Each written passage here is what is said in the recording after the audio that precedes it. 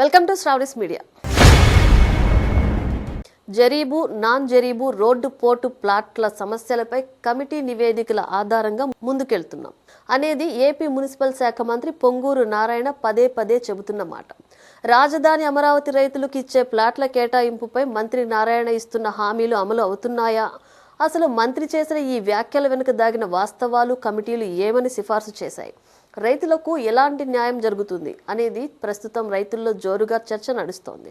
రాజధాని అమరావతి గ్రామాలైన శాఖమూరు, లింగాయపాలెం, మందడం, తాళ్లాయపాలెంలో గ్రామ సభలు నిర్వహించిన పురపాలక శాఖ మంత్రి పొంగూరు నారాయణ, ఎమ్మెల్యే తెనాలి శ్రవణ్ కుమార్లు రైతుల అభిప్రాయాలు సేకరించి వినతి పత్రాలు స్వీకరించారు.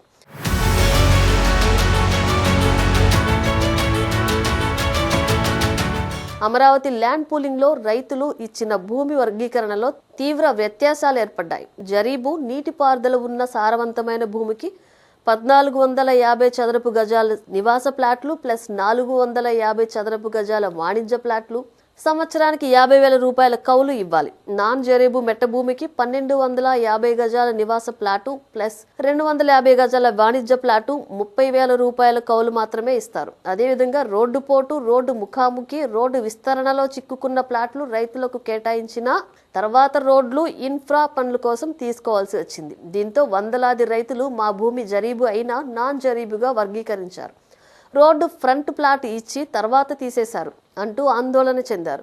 921 ప్లాట్లు, సుమారు 700 రైతులు మొదటి ల్యాండ్ పూలింగ్ లేని భూములపై ఉన్నాయని కూడా గుర్తించారు.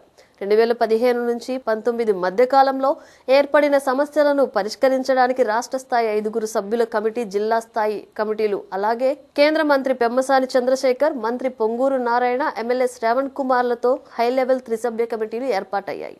ఈ కమిటీలు ఇచ్చిన నివేదికలు ఏమంటున్నాయో ఓసారి పరిశీలిద్దాం. 2014 శాటిలైట్ ఇమేజెస్, బోర్వెల్ రికార్డులు, పంటలు పండిన ఆధారాలు, ఫీల్డ్ సర్వేలు, మట్టి పరీక్షల ఆధారంగా మళ్లీ వెరిఫికేషన్ చేయాలని సిఫార్సు చేశారు. ఒకవేళ భూమి జరీబుగా నిరూపితమైతే అదనపు 200 గజాల నివాస ప్లాటు, 200 గజాల వాణిజ్య ప్లాటు, అదనంగా 20,000 కౌలు ప్లస్ గత అరియర్స్ చెల్లింపు చేయాల్సి ఉంటుంది.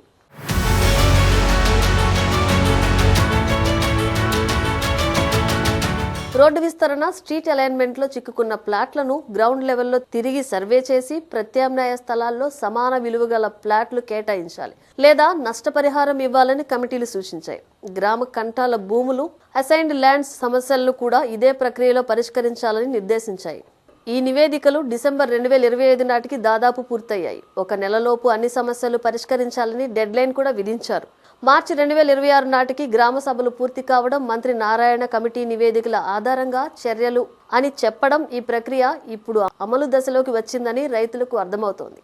అయితే అసలు ఈ కమిటీ నివేదికల ఆధారంగా రైతులకు ఎలాంటి న్యాయం జరుగుతుంది అనేది ఇప్పుడు అందరిలో ఉన్న అనుమానం. ఈ కమిటీ సిఫార్సులు అమలు అయితే రైతులకు పేపర్ న్యాయం కాదు, గ్రౌండ్ న్యాయం లభిస్తుంది. జరీబు భూమి ఇచ్చిన రైతు తన సారవంత భూమికి తగిన అదనపు ప్లాట్లు, కౌలు, బకాయిలు పొందుతాడు. రోడ్డు పోటు ప్లాట్ కోల్పోయిన రైతుకు సమాన విలువ గల ప్రత్యామ్నాయ స్థలం లేదా నష్టపరిహారం ఇస్తారు. ఎవరూ రోడ్డు కింద మిగిలిపోరు.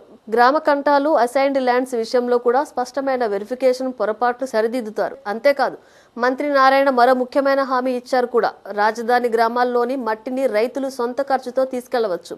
ఇది నిర్మాణ పనుల్లో రైతులకు అదనపు ఆదాయ మార్గం కల్పిస్తుంది.